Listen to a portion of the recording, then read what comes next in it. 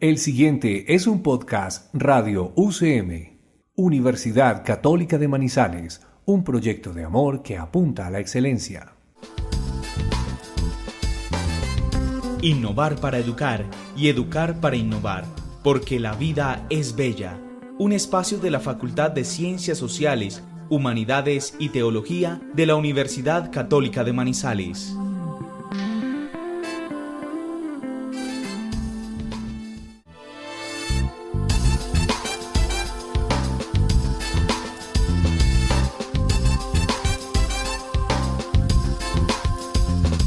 Hola, bienvenidos a su programa La Vida es Bella, un programa de la Facultad de Ciencias Sociales, Humanidades y Teología.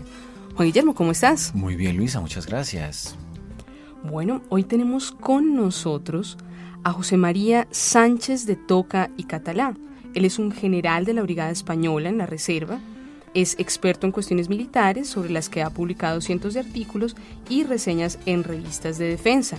Es además marqués de Somió, descendiente de Melchor Sánchez de Toca y Sáenz de Loera, quien fuera un cirujano eminente del siglo XIX y médico de cámara de la regente María Cristina, madre de la reina Isabel II de España.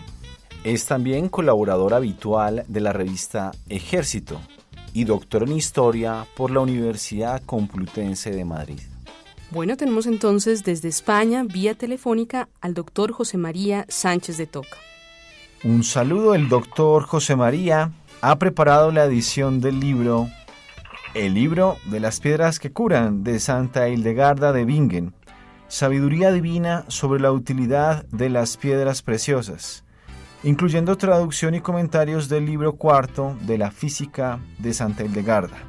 El libro ha sido publicado por la editorial Libros Libres. Doctor José María, un saludo muy especial desde Colombia. ¿Cómo están ustedes allá en España? Bueno, en pleno invierno y disfrutando de una temperatura insólita para esta época. Claro, Me ya alegro mucho de oír la voz de Colombia con este castellano tan espléndido que usan ustedes. El gusto es nuestro. Aquí teníamos una inquietud porque no sabíamos si decirle doctor por su doctorado en Historia, general porque usted es general de brigada en la Reserva del Ejército Español, o decirle marqués porque es marqués de Somió. Entonces, cuéntenos, doctor, ¿cómo prefiere que le llamemos? Pues si me llaman José María, la cosa es más sencilla. Perfecto, José María. Muchas gracias. Bueno, José María, usted es general de la brigada, experto en cuestiones militares. ¿Cómo llega a interesarse en la figura de Santa Hildegarda y en particular en su medicina? Bueno, yo ya no soy general. Aquí en España, al cumplir la edad reglamentaria, pierde uno el fuero y pasa a ser un ciudadano corriente. Entonces, yo en una época de mi vida estuve trabajando en escenarios, es decir, cursos de acción posible, sobre todo en aquellos años 80 en el que no solamente se temía la Tercera Guerra Mundial, lo que uno trataba de averiguar era cuándo estallaría.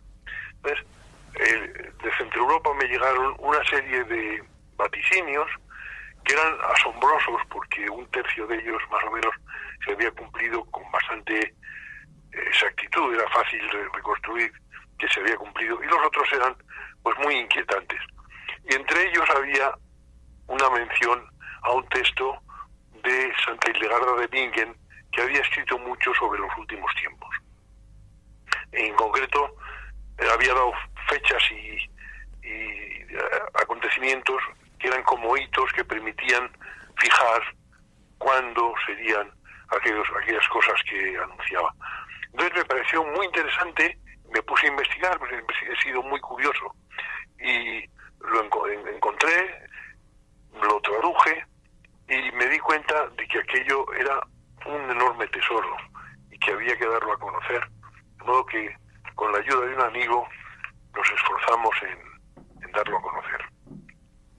Perfecto. Para nuestros oyentes que quizá no han escuchado hablar sobre Santa Hildegarda de Bingen, cuéntenos un poquito quién era ella y por qué es importante conocerla hoy?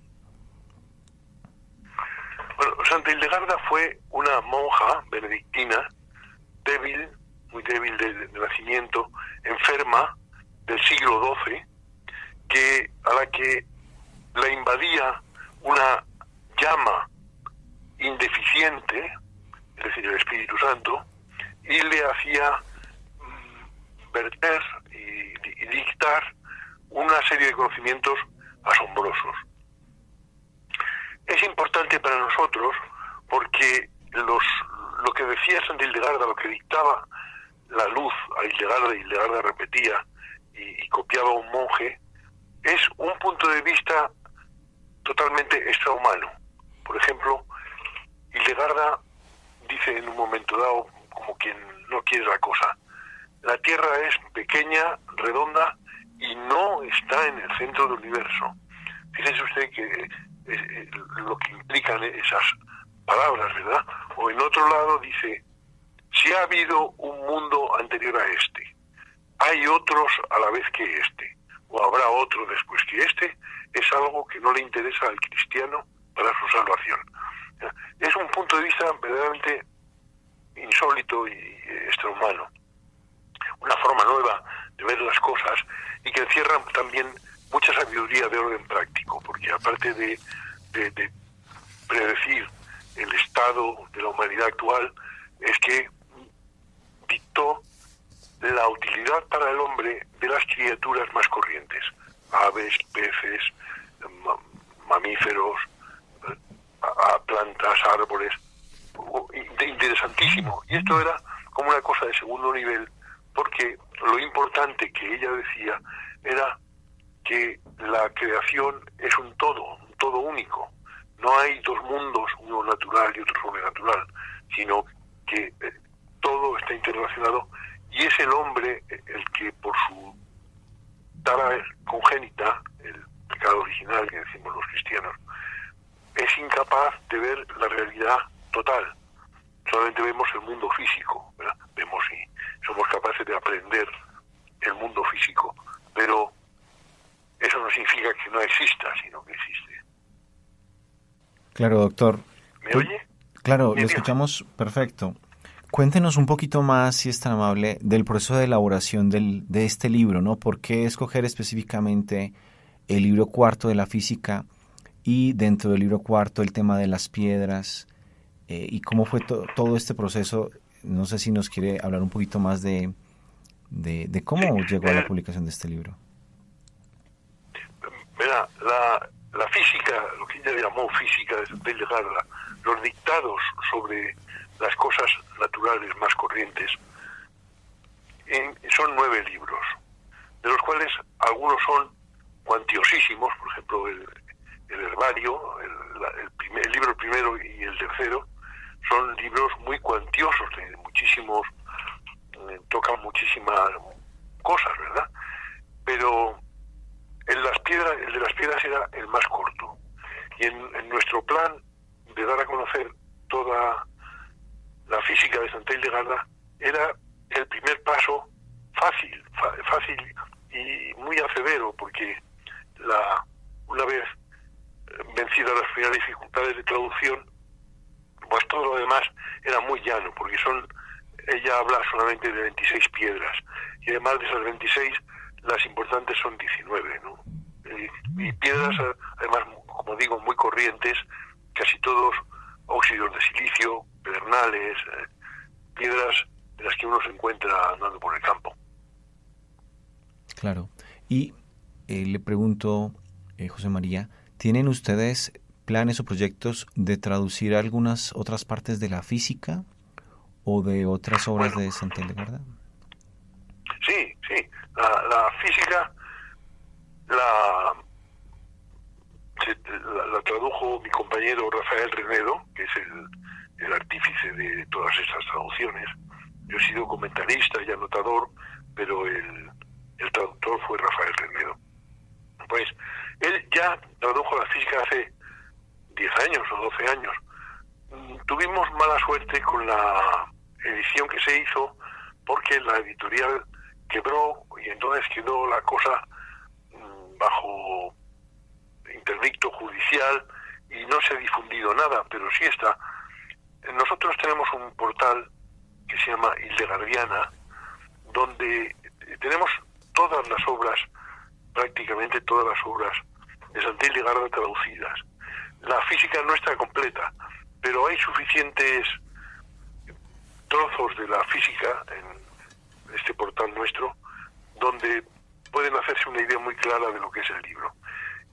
Ahora, por ejemplo, estábamos trabajando en el herbario para hacer un herbario comentado, porque las palabras que designaban a las plantas antes quizá no sean las mismas de ahora, hay ambigüedad y hay bastante que trabajar. José María, ya en la época antigua, volviendo pues al asunto de las piedras, en la época antigua y medieval existían ya lapidarios. ¿En qué se diferencia o se asemeja el de la Santa del Rin a los lapidarios anteriores? Sí. Lapidarios, la humanidad los está haciendo desde el siglo III o IV antes de Cristo, que sepamos, ¿verdad? Hay bastantes lapidarios. Y en época de Hildegarda estaba muy reciente el lapidario del obispo Marbodio y el lapidario de San Alberto Magno, atribuido a San Alberto Magno.